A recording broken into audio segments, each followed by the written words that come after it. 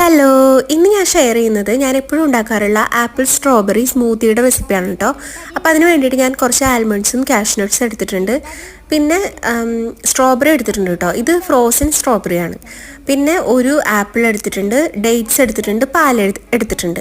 ഇതിൽ ഡേറ്റ്സ് നമുക്ക് മധുരത്തിന് ആവശ്യമായ അത്രയും ഡേറ്റ്സ് എടുക്കാം. അപ്പോൾ ഞാനിതെല്ലാം ഒരു മിക്സിയുടെ ജാറിലിട്ട് കൊടുത്തിട്ട് കുറച്ച് പാലൊഴിച്ച് കൊടുത്ത് നന്നായിട്ടൊന്ന് മിക്സ് ചെയ്തെടുക്കുന്നുണ്ട്.